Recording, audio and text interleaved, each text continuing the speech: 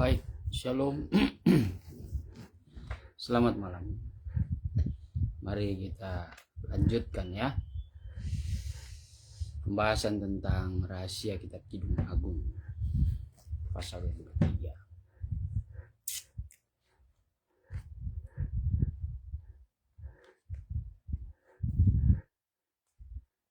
Kita masuk pada ayat yang kedua.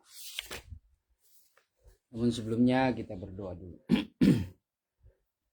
Terima kasih Tuhan, pada kesempatan malam hari ini anugerah-Mu yang besar memberikan kami kekuatan kesehatan sempurna untuk kami mau bersekutu lewat firman-Mu. Kiranya kuasa Roh Kudus yang senantiasa menyempurnakan dan memberikan pengertian atas hidup kami terhadap setiap firman-Mu Tuhan. Kau rabi kami semua terlebih hamba-Mu yang akan menyampaikan kebenaran firman-Mu. Di dalam nama Tuhan Yesus Kristus kami sudah berdoa. Haleluya. Amin. Baik, puji Tuhan. Kita buka kitab Kidung Agung pasal yang ketiga ayat yang kedua. Dalam salinan lama saya di sini mengatakan, aku hendak bangun lalu pergi keliling di dalam negeri. Aku hendak mencari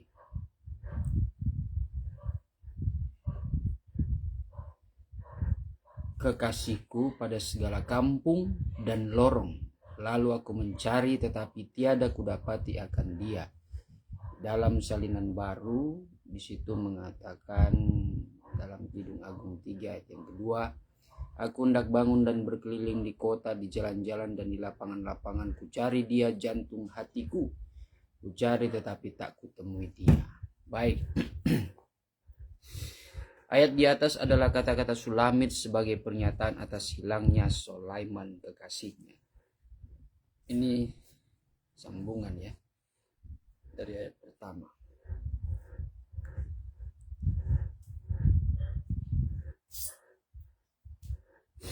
Pada saat itu juga Sulamit bangun dan mengambil keputusan untuk mencari kekasihnya. Hal itu terjadi pada waktu malam dan dalam hal itu dapat dilihat keberanian Sulamit yang tidak takut terhadap bahaya yang akan menimpa dia.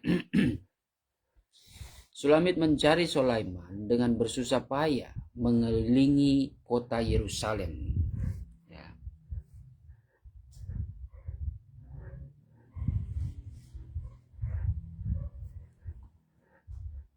Sebentar ya, saudara yang dikasihi Tuhan.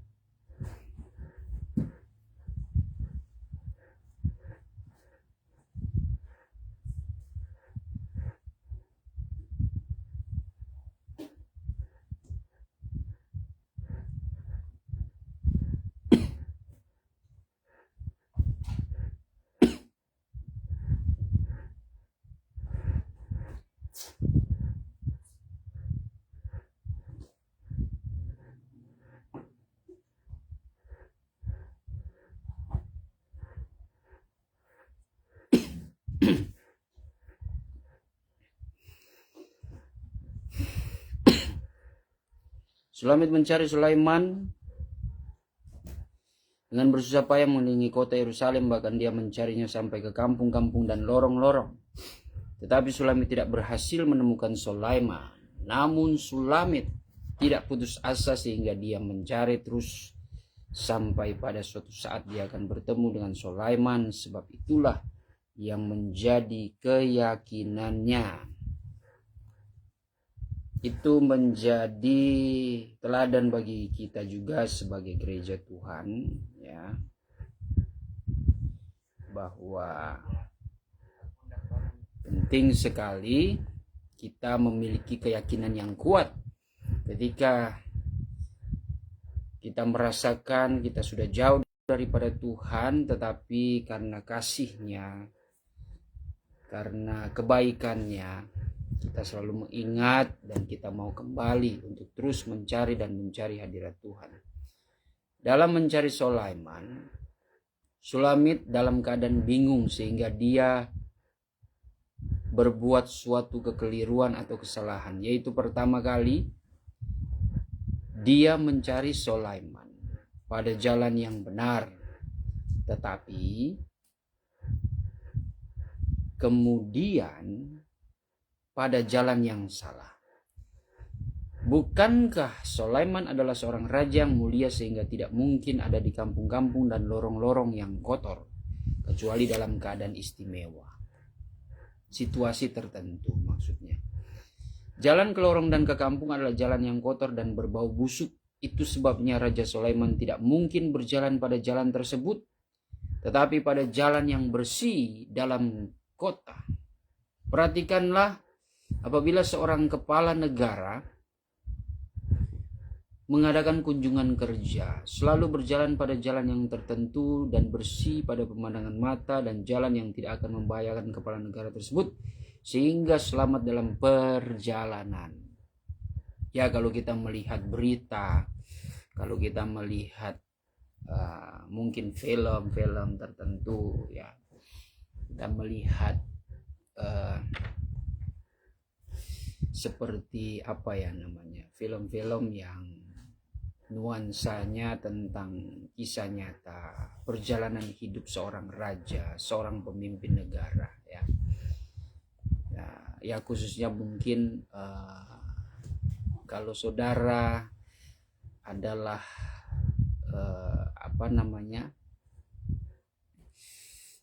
penonton setia Netflix, ya, pelanggan setia Netflix, saudara pasti sering menemukan suatu film berseri, ya, tentang kisah nyata kehidupan seorang pangeran, ya, Pangeran Charles kalau tidak salah, itu saya juga mengikutinya. Bagaimana di situ menceritakan kehidupan sehari-hari, kunjungan kerja daripada seorang pangeran ataupun raja. Lalu ada suatu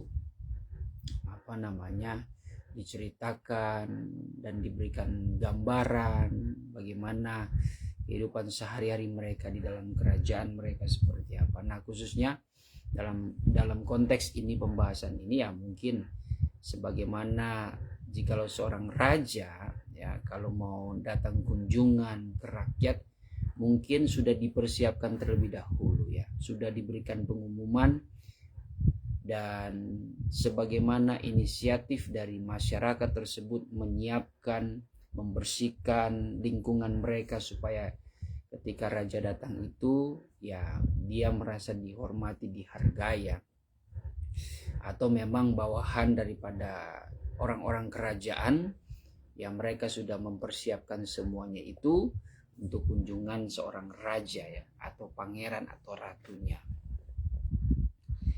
Itu sesuatu hal yang wajar-wajar saja, sesuatu hal yang wajar jikalau sebagai seorang raja mendapatkan hormat seperti itu. Kurang lebih gambarannya seperti itu. Nah, ini juga digambarkan menyangkut, ya, perihal Sulamit pergi ke kampung, ke lorong-lorong, di mana di situ digambarkan suatu jalan-jalan yang kotor dan berbau busuk.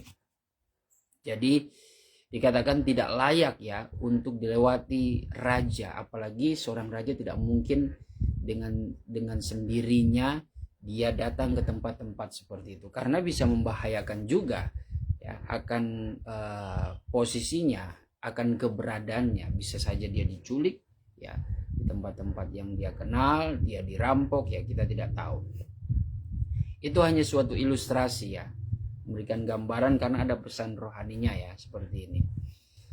Perhatikan, apabila seorang kepala negara mengadakan kunjungan kerja, ya, dan seterusnya, dan jalan yang tidak akan membahayakan kepala negara tersebut sehingga selamat dalam perjalanan. Adapun pengalaman Sulamit mencari kekasihnya, itu pun sering menjadi pengalaman gereja pengantin yang kehilangan persekutuan dengan aku atau karunia-karunia rohku. Lalu gereja pengantin kembali mencari aku. Tetapi karena kebingungan, maka seringkali salah dalam mencari aku, sehingga tidak menemui aku. Lorong di sini artinya adalah dalam Amsal 7 ayat 8 sampai 27, lorong adalah tempatnya perempuan tunasusila. Gereja pengantin yang kehilangan aku seringkali mencari aku di tempat-tempat yang salah. Bagaikan Sulamit yang memasuki kampung dan lorong-lorong yang kotor dengan pengertian sebagai berikut. 1. Gereja pengantin yang telah menerima kabar pengantin dan telah bersekutu dengan aku melalui karunia-karunia Rohku, jika mereka itu kehilangan aku atau anugerah-anugerah Rohku, jangan sampai salah jalan dalam mencari aku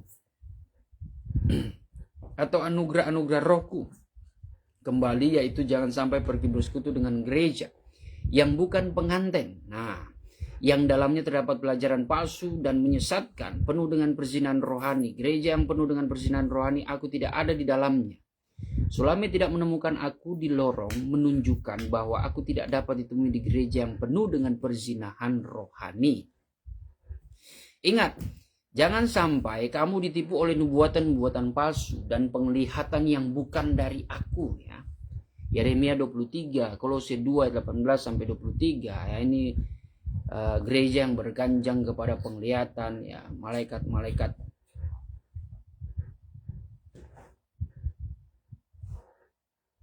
Karena setan pandai meniru. Sebab itu ujilah segala roh. 1 Yohanes 4 ayat 1 berbunyi, hai segala kekasihku, janganlah percayakan sebarang roh, melainkan ujilah segala roh itu kalau daripada Allah datangnya, karena banyak nabi palsu sudah keluar ke seluruh dunia, ya.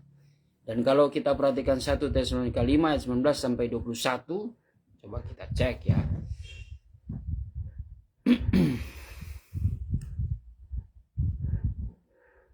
1 Tesalonika 5 ayat yang ke-19 mulai.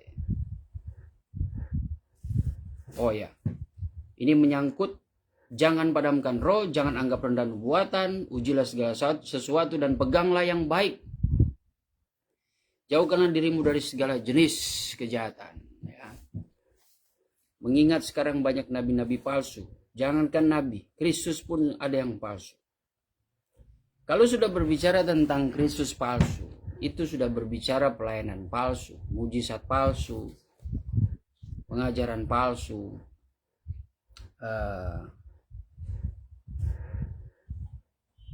kasih yang pura-pura, ya, pengorbanan yang pura-pura.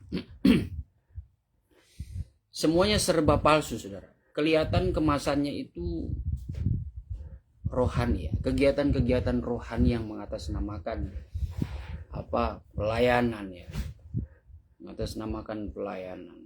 Tapi semuanya penuh dengan kepalsuan. Maksudnya penuh dengan kepalsuan begini. Kalau kita hubungkan dengan suatu nabi palsu, ya, ini berbicara tentang keberadaan hidup daripada orang fasik. Ya. Orang fasik itu kan orang yang sudah mengenal kebenaran. Kita ambil contoh konkret, ya, dalam kehidupan nyata. Contoh saya ini sudah mengenal pengajaran, ya. Sudah mengenal pengajaran sebagai hamba Tuhan, sudah belajar akan pengajaran kabar pengantin Kristus. Namun, saudara, saya menjadi murtad. Yang paling berbahaya, saya memanfaatkan pengajaran itu, ya, untuk motivasi, untuk hal-hal kepentingan diri saya, ya. Itu yang sangat berbahaya, ya. Jadi firman dan pengajaran itu menjadi kedok, ya, yang menutupi kebusukan hati saya. Itu yang sudah terjadi, ya, di hari-hari ini. Hati manusia itu memang tidak terselami, saudara. Hanya Tuhan yang tahu. Itu yang menjadi suatu hal peringatan bagi kita di hari-hari ini. Itu itu sudah menggambarkan Wahyu 6 juga ya. Wahyu 6 ayat 7 sampai 8 mengenai kuda kelabu dalam salinan lama. Atau bahasa aslinya itu disebut sebagai kuda yang pucat. Ya. Itu menggambarkan keberadaan gereja di akhir zaman, di penghujung akhir zaman. Iman mereka akan menjadi kelabu. Ya. Iman yang bimbang, ya. Iman yang bisa dikatakan kalau di dalam pelajaran 4 macam penabur, nah itu paling sering terjadi itu iman yang ditaburkan, ya, iman yang ditaburkan di tanah yang sedikit, ya, berbatuan, dia di situ bertumbuh tetapi mudah layu. Lalu dengan iman seperti firman yang tertabur di tanah dan dia bertumbuh, namun setelah dia bertumbuh dia terhimpit, ya, terhimpit dengan onak dan duri. Nah itu dihimpit dengan kekayaan dunia, ya, kerajaan dunia. Itu gambaran gereja Tuhan, ya, gambaran gereja Tuhan yang sudah mengerti firman, mengerti pengajaran, bahkan dikatakan gereja yang sudah lahir baru daripada air dan roh, tapi mereka terpengaruh dengan segala keinginan dunia. Itu berbahaya. Kefasikan itu yang bahaya secara lahiriah itu tidak nampak, ya. Itu yang disebut penyusup. Wah, kalau penyusup itu memang, ya, sebagai hamba Tuhan, gembala pun harus hati-hati. Ya, kita pun tidak bisa menuduh, ya. Kita tidak bisa mencurigai siapapun mungkin jiwa-jiwa yang datang dengan maksud baik, kelihatannya maksud baik. Ya, kita harus bijaksana, menerima dengan penuh sukacita. Waktu yang akan menjawab sih. Karena kenapa saya katakan begini? Ya, saya teringat akan suatu tulisan tulisan di dalam Kisah Para Rasul 20, ya. Kalau tidak salah tulisan Paulus bahwa setelah aku pergi, ya, akan ada serigala-serigala yang begitu ganas, ya, menyusup di dalam. Itu suratan Rasul Yohanes pun senada, ya, senada dengan apa yang dituliskan Paulus. Apa yang dikatakan Paulus bahwa di antara kita, ya, ada orang-orang yang sifatnya, karakternya, ya, pemahamannya itu seperti antikristus, ya, itu sangat berbahaya. Dan itu akan terjadi. Di sini juga mengatakan ada malaikat, ya. Karena setan pandai meniru. Ada yang seperti itu, ya. Kalau di dalam pelayanan Rasul Paulus di jemaat Efesus itu sudah diingatkan juga. Paulus sudah melihat, ya. Sudah melihat beberapa, mungkin dengan marifat Paulus dia melihat ada gereja Tuhan yang memiliki karakter yang tidak baik sebagai pemecah belah di dalam jemaat. Makanya dia ingatkan kepada Timotius dalam 1 Timotius 6 ayat yang ke-2 sampai ayat yang ke-5, ya. Di situ akan nampak orang-orang yang berbicara kebenaran tetapi sebenarnya tidak tahu apa-apa soal kebenaran, ya. Tidak tahu apa-apa soal kebenaran. Timotius harus hati-hati dengan suatu pengajaran yang sudah tidak sehat lagi, ya. Pengajaran yang bukan daripada Kristus. Orang-orang tersebut adalah orang-orang yang menganggap ibadah itu adalah sumber penghasilan, ya.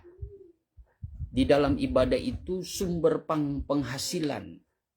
Artinya sumber penghasilan di sini berbicara tentang kepentingan yang memuaskan kepentingan perutnya. Nah, ada pelayanan yang hanya mencari kepentingan perut.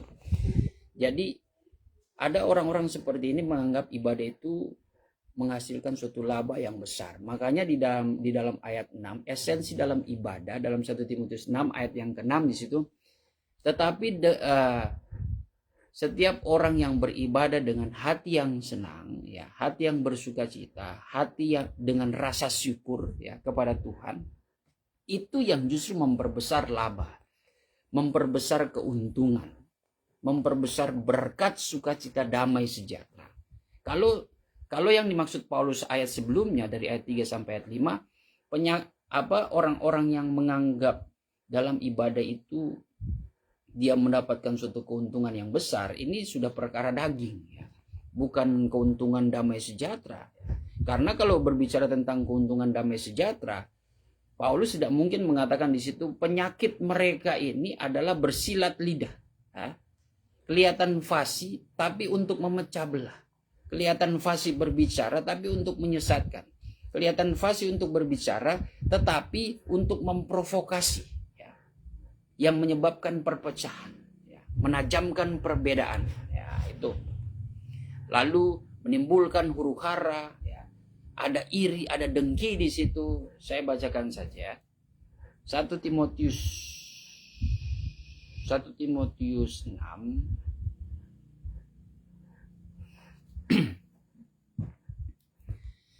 ayat 3 mulai. Jika seorang mengajarkan ajaran lain dan tidak menurut perkataan sehat, yakni perkataan Tuhan kita Yesus Kristus, dan tidak menurut ajaran yang sesuai dengan ibadah kita, ia adalah seorang yang berlagak tahu padahal tidak tahu apa-apa, ya. Penyakitnya ialah mencari-cari soal dan bersilat kata, yang menyebabkan dengki, cedera, fitnah, curiga, apalagi percekcokan antara orang-orang yang tidak lagi berpikiran sehat dan yang kehilangan kebenaran, yang mengira ibadah itu adalah suatu sumber keuntungan. Zaman sekarang ada seperti itu. Itu sudah dinubuatkan. Ada orang yang pergi beribadah yang dipikir bagaimana penghasilan PK, ya. Oh, kalau di mega church, ya, gereja-gereja besar, mereka baik dari pelayan-pelayannya sampai kepada pemberita firman, itu pun ada manajernya, saudara, ya. Ini saksinya. Saya mendengar saksi matanya, kesaksian, ya, dari teman kampus memberikan kesaksian. Bahkan dia kecewa dengan cara-cara pelayanan, cara-cara seperti itu, ya. Karena jikalau prinsip dalam ibadah mencari keuntungan besar, kalau sudah soal uang, saudara, waduh, itu sudah, itu keributan yang tidak terelakkan itu terjadi. Apalagi perkara uang, kan. Nah, kalau sudah perkara uang, itu perkara wibawa, jabatan, perkara kehormatan. Wah, itu terjadi itu, ya. Dan gereja berusaha menutupi semua itu. Ya, itu memang cerita intern. Tapi firman Tuhan sudah mengungkapkannya, ya, supaya kita masing-masing ketika kita diperhadapkan dengan situasi itu, oh puji Tuhan, ternyata firman Tuhan itu betul, ya. Dan itu terjadi menyebabkan dengki dan sebagainya. Ada orang sudah menaruh tarif, ya, karena mungkin hebatnya dia berkhotbah, hebatnya dia bermain musik, ya. Dia sudah menaruh tarif. Bahkan dalam penginjilan pun dia minta bagaimana fasilitas-fasilitas yang disediakan dari gereja itu untuk mengadakan penginjilan. Nah, banyak saksi seperti itu, ya. Jangankan, ya, bukan lokal saja, terkadang ada juga beberapa hamba-hamba Tuhan, ya, misionaris, beberapa orang, ya, yang dari luar negeri, waduh, itu requestnya itu kepada gereja yang menyediakan fasilitas memang tidak tanggung-tanggung. Tapi ketika dia di mimbar, berbicaranya tentang suatu ketulusan dalam pelayanan.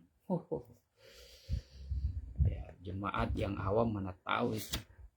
Yang penting kalau sudah bicara di mimbar, udah, dia adalah makhluknya Tuhan, makhluk yang paling dekat dengan Tuhan, makhluk yang memiliki kuasa untuk memberkati berlimpah-limpah. Itu tragedi. Nah, ciri-ciri seperti ini bisa dikatakan orang fasik. Orang fasik itu sudah tahu kebenaran, Mungkin kita tidak benar-benar murtad ya, tidak meninggalkan Kristus, tapi rohnya ya, motivasinya, gelagatnya itu seperti orang fasik, memanfaatkan pelayanan Kristus, memanfaatkan mujizat-mujizat atas nama Kristus, memanfaatkan kegiatan-kegiatan rohani, memanfaatkan kebenaran Kristus, pengajaran, tapi untuk kepentingan. Nah, ini kan gaya-gaya fasik ya. Ini yang disebut nabi-nabi palsu. Jadi firman Tuhan ini biarlah menjadi cermin bagi kita ya. Peringatan yang keras.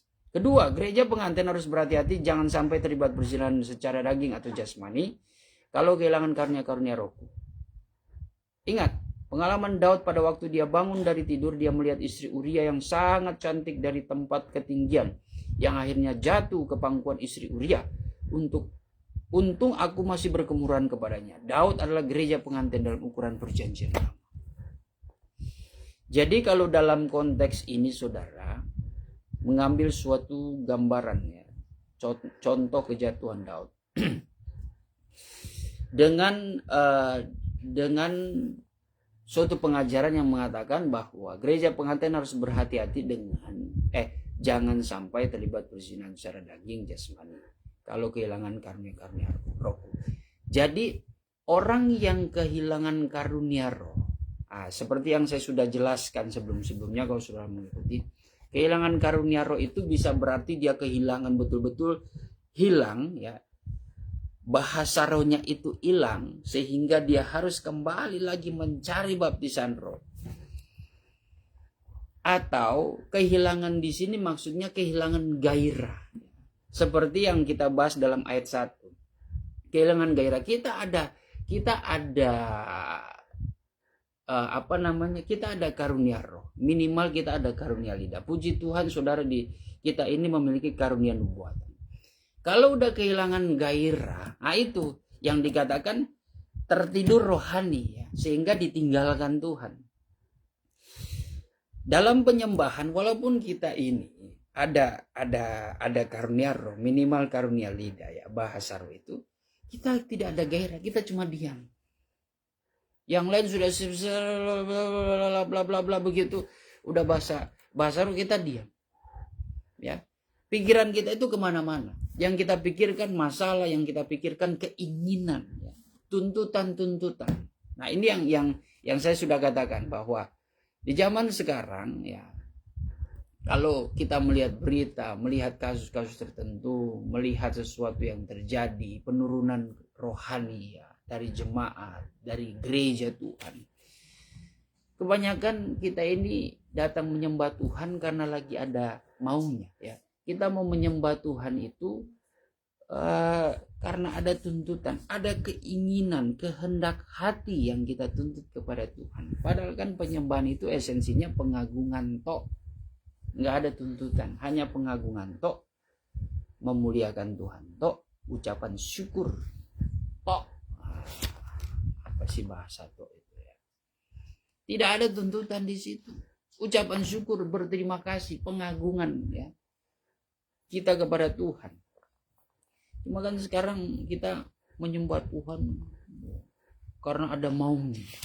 Ingin suatu pekerjaan keberhasilan yang besar. Pemakaian Tuhan itu yang lagi tren sekarang. Pemakaian Tuhan yang luar biasa dengan berkat kuasa kesembuhan. Ya, kita mana tahu hati orang. Ya. Kalau zaman dahulu saja sampai ke tingkat nabi kok itu iblis bisa rasuki, ya, apalagi zaman sekarang. Roh yang bekerja, yang berhasil ya, menjatuhkan bangsa Israel sampai kepada pemimpinnya, sampai kepada nabi-nabinya pun itu bisa terjadi, apalagi di zaman sekarang. Di hari-hari penghakiman itu sudah dekat. Lebih ganas itu iblis. Kalau saudara anggap rendah, anggap enteng itu, yang sudah pikir, kita sudah penuh roh, iblis pasti dikalahkan. Tunggu dulu, Anda baru lahir di mata iblis ya, baru lahir kemarin sore. Dia sudah ribuan tahun, bahkan mungkin kalau dihitung-hitung kekekalan sejak kejatuhan. Ya, tidak dapat terhitung. Jangan bermain-main ya. Hikmat iblis dalam kitab Daniel pun mengatakan lebih daripada Daniel. Wah, luar biasa. Anda ya, kasihan. Ya. Walaupun memang kita adalah ciptaan yang termulia ya. Tapi bukan berarti ini kita menjadi orang yang menganggap remeh iblis. Ya. Menjadi orang yang ketika kita menganggap remeh saja itu sudah kemakan ya. Sama tipu daya iblis, ada kesombongan di situ. Itu pun kita sudah jatuh ya. Kalau kita tidak berjaga-jaga, wah kasihan. Ya. Itu terjadi dalam 1 Korintus 10 ayat yang ke-6 mulai sampai ayat yang ke-12. 4 dosa besar yang dilakukan bangsa Israel. Ya. Itu yang mengerjakan roh yang mengerjakan perbuatan-perbuatan jahat, mengganggu, mengintimidasi pikiran bangsa Israel yang sudah melihat mujizat Tuhan, melihat penyertaan Tuhan, itu masih beroperasi sampai sekarang. Dan saya ingatkan, di hari-hari penghakiman ini, mendekat hari penghakiman, iblis lebih ganas lagi. Dia tahu tinggal beberapa waktu sedikit masa lagi dia akan dihukum. Wah, dia akan kerahkan tenaganya ya, kelicikannya. Itu yang bekerja berhasil menjatuhkan ya generasi tua bangsa Israel. Dia akan menjatuhkan saudara. Makanya Paulus mengatakan ya, apa yang terjadi bangsa Israel menjadi peringatan kita yang hidup di akhir zaman ini. Jangan menyangkakan diri kamu kuat, tegak berdiri. Hati-hatilah supaya jangan kamu jatuh. Ya, hati-hati. Saya sudah ingatkan, sedangkan pemimpin bangsa Israel, nabi pun itu bisa jatuh. Ya, apalagi kita cuma jemaat hamba Tuhan, kasihan. Jangan merasa, pengajaran kabar pengantin. Iya.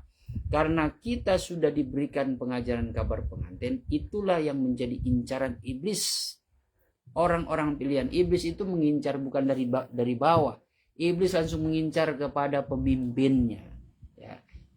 Itu tidak tanggung-tanggung. Seperti yang diberi contoh di dalam kisah Daud ini.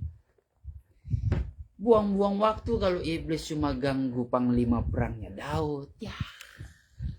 Rakyatnya Daud ya, bangsa Israel sudah dikalahkan kok, sudah dipengaruhi, berhasil. Ini yang dia pengaruhi Daud. Daud dikatakan di sini tadi apa? Apa tadi di sini? Gambaran gereja pengantin dalam ukuran perjanjian lama. Tunggu ya. Mana tadi?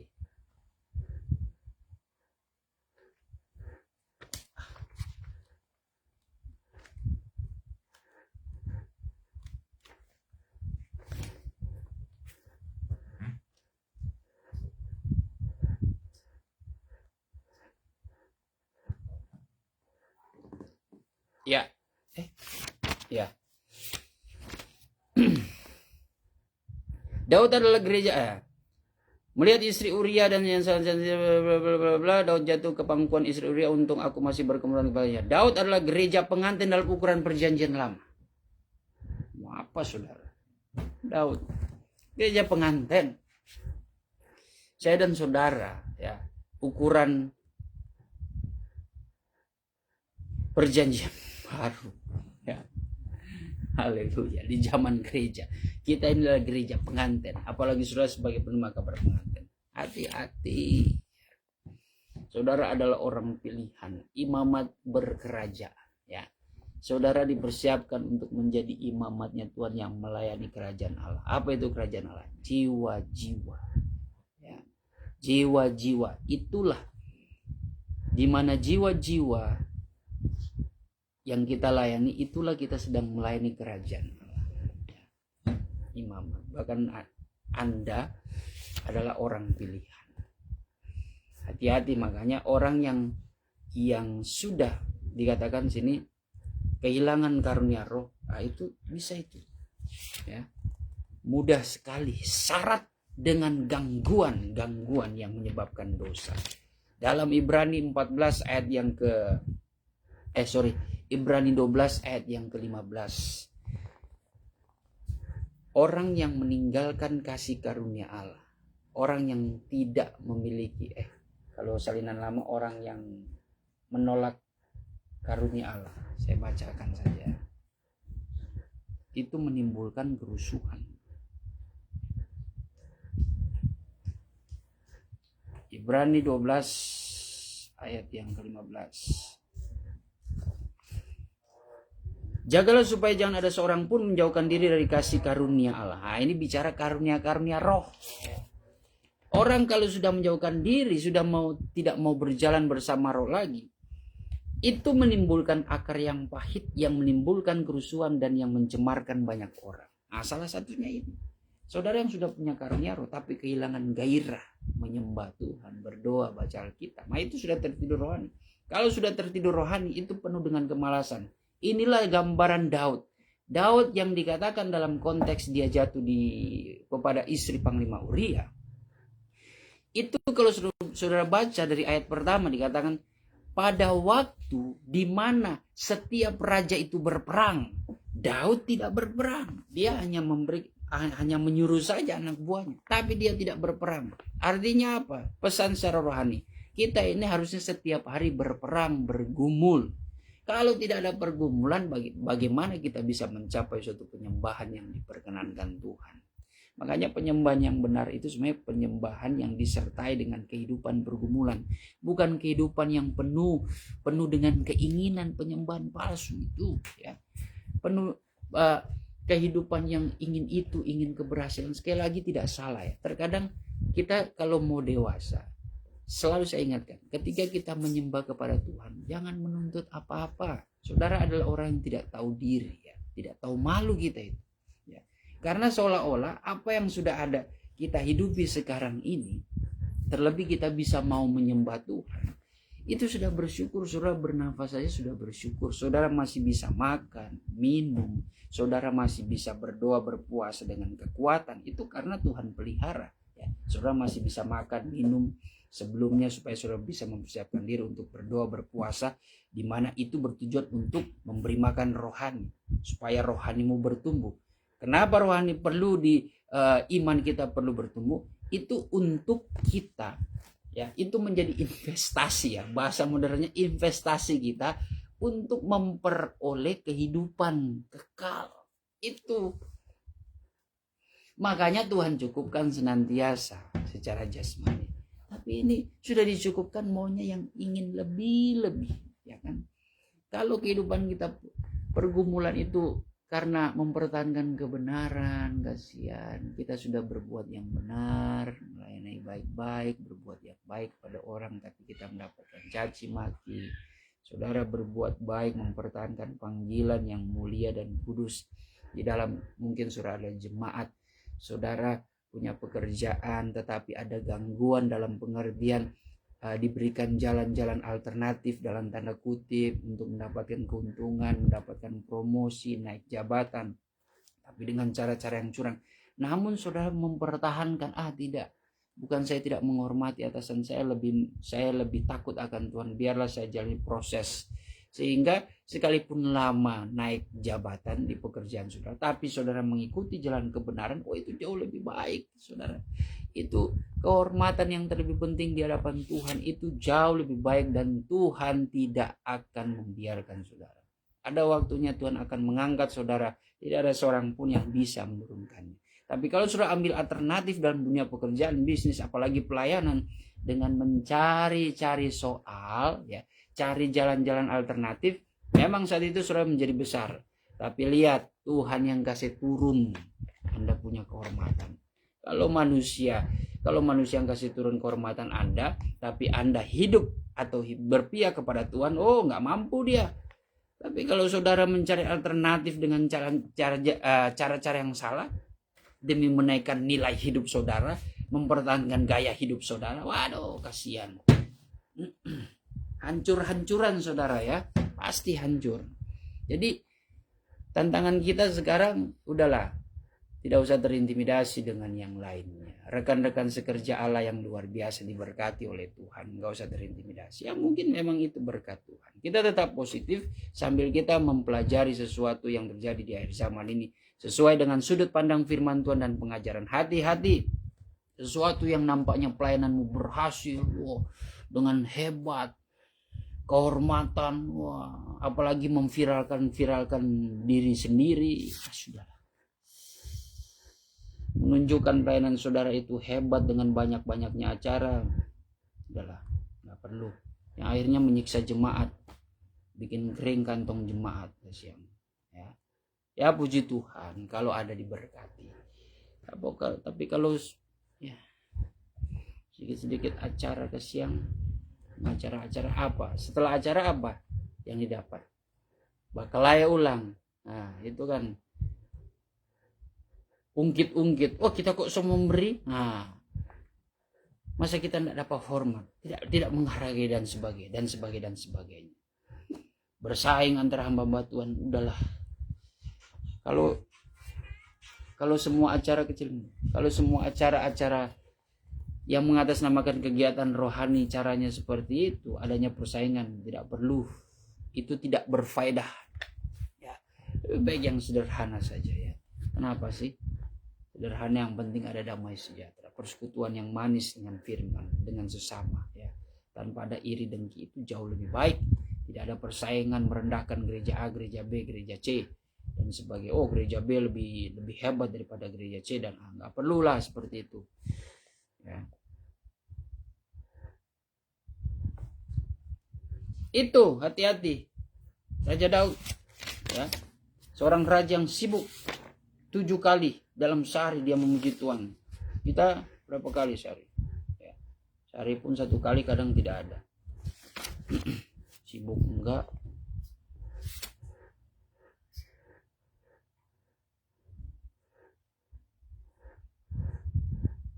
Main iya. Oke. Sampai di mana tadi ya? Nah, ini. Kita lanjut dulu. Tadi berbicara lorong itu yaitu gambaran tempat tunah susila ya, perempuan tunah susila. Gambaran perempuan itu gereja yang berzina rohani. Sudah diingatkan juga sebelumnya, hati-hati gereja dalam suatu persekutuan oikumene Tuhan tidak suka sebenarnya. Dalam kampung adalah berbicara tentang, sedikit lagi ya, berbicara tentang keramaian dunia, tempat dansa dansi, tempat kedai, minuman dan sebagainya. Demikian juga halnya dengan gereja pengantin yang kehilangan aku dan karunia-karunia Rohku. Seringkali salah jalan, yaitu persekutuan dengan aku diganti dengan keramaian dunia, antara lain mabuk-mabukan, dansa dansi, berjudi dan lain-lain. Nah, ini terjadi nih. Ini nyata ini. Ya. Gereja yang kehilangan karuniaku memiliki ciri khas.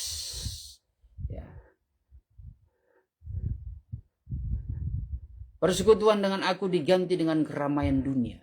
Yang bahayanya perzinahan rohani. Ini yang dimaksud. Konsep-konsep ibadah sekarang, liturgi sekarang itu dicampur dengan gaya-gaya dunia. Ya. Ada itu, seperti itu. Jadi di dalam persekutuan, dalam ibadah itu kayaknya kalau tidak dibuat konsepnya seperti konser, wah itu kurang itu. Hadirat Tuhan kurang, apalagi acara kan, acara besar, event besar nasional. Bisa konsepnya bikin mungkin seperti konser-konser dunia. Ya. Kalau perlu bikin seperti konser Coldplay nanti, ya. Bikin di Gelora Bung Karno. Lihat ya, nanti lihat. Saya curiga nanti beberapa gereja yang besar, yang mempunyai dana yang besar, lihat.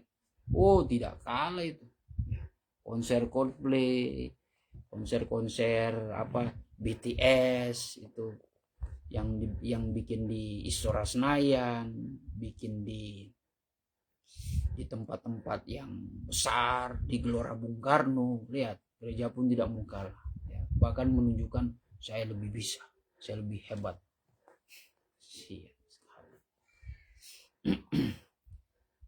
Persekutuan dengan aku diganti dengan keramaian dunia. antara lain mabuk-mabukan.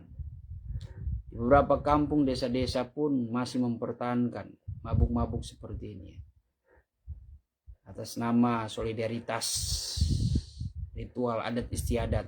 Makan saja itu adat istiadat ya. Habis acara gereja mabuk-mabuk, padahal habis dengar suara Tuhan, habis menyembah Tuhan, tapi mabuk-mabukan. Ada dansa-dansi, sorong ke kiri, putar ke kiri, putar ke kanan. Itu masih itu ada tuh kayak duniawi. Berjudi, judi yang lagi tren sekarang adalah judi online. Secara fisik tidak nampak kan? Secara fisik kita melihat, ini orang main handphone kali, mungkin sibuk WhatsApp. Padahal main slot itu, main judi. Ada itu. Saya bertanya kan kepada orang yang main slot judi ya, judi online itu.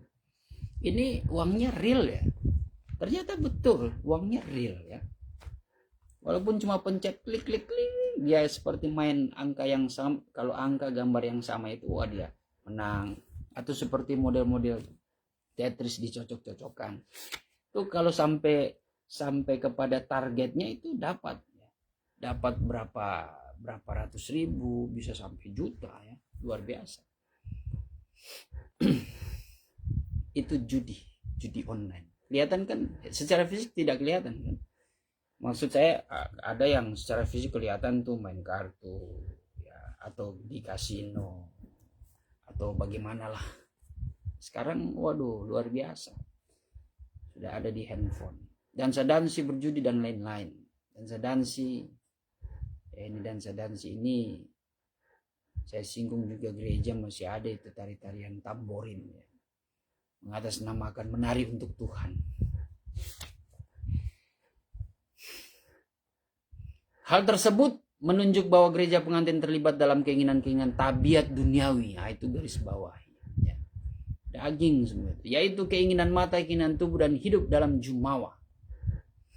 1 Yohanes 2, 16-17. Adapun kedua tempat tersebut di atas lorong maupun kampung adalah tempat yang berbau busuk di hadapan.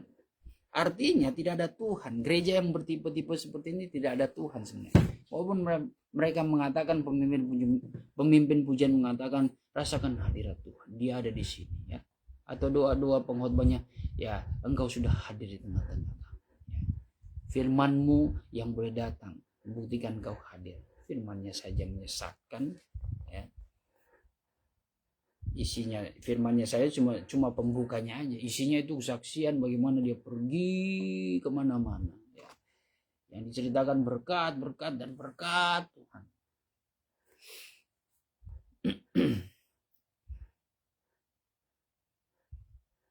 Adalah tempat yang berbau busuk di hadapanku. Sebagaimana Sulaiman tidak mendapatkan Sulaiman di tempat-tempat tersebut, demikian juga gereja pengantin tidak akan menemui aku di tempat-tempat tersebut secara rohani ya. Jadi ini jangan heran jika pengajaran ini tajam ya. Kita bisa menyimpulkan, tapi saya tidak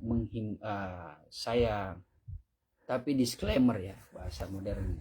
Disclaimer artinya bukan disclaimer ya bahasanya. Ya ini berdasarkan sumber dari pengajaran. Kami pun mengingatkan kepada kita semua ya. Kita cukup tahu ini saja dengan kita berjaga-jaga, menjaga diri. Tidak perlu menghakimi, tapi ya kalau sudah ada kasih keberanian, tegur. Kalau memang ada kesempatan, tegur. Tapi dengan maksud bukan untuk merendahkan. Tapi dengan penuh kasih supaya mereka mengerti. Ini pengajaran yang tajam ya. Jadi ada gereja yang secara emosional terbangun, tapi secara iman tidak ada kebangunnya. Karena gereja yang tipe-tipenya seperti ini ya, gaya-gaya duniawi dan sebagainya, itu hanya mengentertain ya, emosional kita saja yang sudah 6 hari bekerja capek kan. Masa mau datang ke gereja dengar firman Tuhan dengan templakan ya.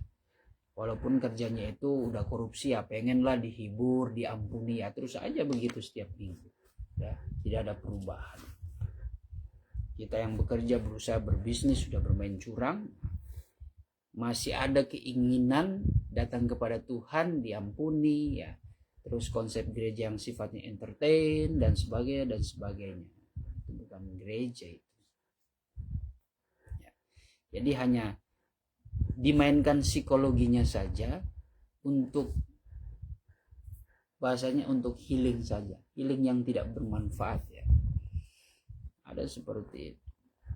Sebab itu gereja pengantin yang tidur rohani agar bangun dan mencari aku, tetapi harus berhati-hati dalam mencari aku. Karena aku tidak berada di tempat-tempat yang kotor atau penuh dengan perzinahan rohani, atau jangan pergi ke gereja yang bukan pengantin, atau jangan lari ke pelajaran palsu dan sesat. Karena gereja yang sedemikian penuh dengan bau busuk dosa atau penuh dengan bangkai-bangkai orang mati. Perhatikan Lukas 24 ayat 1-6 yang berbicara tentang perempuan-perempuan yang mencari aku di kuburan.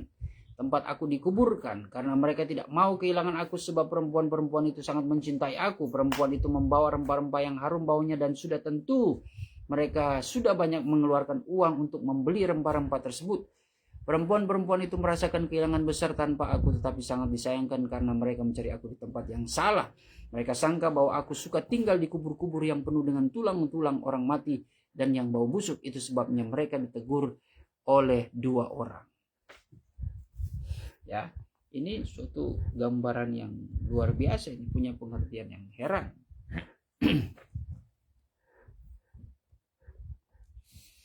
Perempuan adalah gambaran gereja yang begitu cinta mencari Tuhan ya. Tapi salah mencari Tuhan. Yang ada di sisi kubur itu, di mana kedua orang itu adalah hambaku Musa dan Elia. Nah, ini rahasianya. Hubungkan itu dengan penglihatan yang nampak pada ketiga orang rasulku di atas gunung kemuliaan Matius 17. Kedua orang itu berkata bahwa apakah sebabnya kamu mencari yang hidup di antara orang mati? Tiada ia di sini, melainkan sudah bangkit. Bukankah perempuan-perempuan itu telah melakukan kesalahan-kesalahan karena mereka lupa akan firman-Ku dalam Matius 17 ya. Karena Tuhan Yesus mengatakan aku akan mati tetapi aku akan bangkit ya. Jadi pemahamannya di sini salah kalau kita mencari suatu tempat-tempat yang membawa kepada mati. Gereja-gereja yang menyesatkan, gereja-gereja palsu, itulah suatu kebenaran ya, yang membawa orang kepada mati, kebenaran palsu, bukan yang membawa kepada hidup. Karena berbicara tentang perempuan ya, kunjungan perempuan ini ke kuburan itu salah jalan. Masih bagus, masih diarahkan oleh kedua malaikat, 2 orang yang ternyata adalah Musa dan Elia. Sehingga mereka tidak lama di situ. Itulah gambaran kita gereja pengantin. Hati-hati, kehilangan rohku itu bisa salah jalan. Yang kita cari adalah suatu tempat yang membawa kepada mati, bukan kepada kehidupan. Jadi tidak heran jika kedua orang yang dikubur itu menegur mereka dan memperingatkan mereka tentang firman-Ku yang telah aku sampaikan terlebih dahulu. Setelah peristiwa tersebut, mereka melihat dengan mata kepala sendiri bahwa kuburan itu sudah kosong, karena aku sudah bangkit. Lalu kembalilah mereka itu dengan sejahtera ke Yerusalem dan mencari aku di sana. Dan di sana aku menampakkan diriku yang penuh dengan kemuliaan. Matius 28, Yahya 20. Demikian juga kehidupan gereja pengantin akibat tertidur rohani sehingga jatuh dan berbuat dosa menyebabkan hidupnya berbau busuk karena kehilangan aku. Oleh karena itu, tinggalkan kehidupan yang kotor dan berbau busuk itu, atau tinggalkan kampung-kampung dan lorong-lorong, lalu lari dari sana, kemudian menyesal dan bertobat dan cari aku kembali pada tempat yang sebenarnya, dan jangan lagi berbuat dosa. Perhatikan teguran kepada 7 sidang jemaat dalam Wahyu 2 dan 3 supaya mereka kembali bertobat. Demikian penjelasan ayat yang kedua. Kita akan masuk ayat yang ketiga pada pertemuan selanjutnya. Puji Tuhan. Kita berdoa. Terima kasih Tuhan, pada malam hari ini kami sudah diberikan pengertian, pemahaman lewat firman dan pengajaran Roh-Mu yang akan memberikan pengertian, memampukan kami untuk menjadi pelaku kebenaran firman-Mu. Terima kasih Tuhan, sebentar kami istirahat. Jaga lindungi kami semua, kami keluarga kami juga dijaga, dilindungi, diberkati oleh Tuhan. Bangunkan besok pagi dengan kekuatan, kesehatan, berkat hari yang Kau anugerahkan bagi kami untuk mengalami suatu kemenangan. Sekalipun kami akan menghadapi tantangan, cobaan, pergumulan, tapi kami percaya berjalan bersama Roh akan membawa kami kepada kemenangan yang sejati. Di dalam nama Tuhan Yesus Kristus kami sudah berdoa dan mengucap syukur. Haleluya. Amin. Puji Tuhan. Salam buat keluarga di rumah. Tuhan Yesus memberkati kita semua. Kalau ada yang mau bertanya Saudara bisa menaruh itu di kolom komentar. Tanyakan saja jika ada yang membuat saudara penasaran, atau bisa WhatsApp kami. Shalom, selamat malam, Tuhan Yesus memberkati.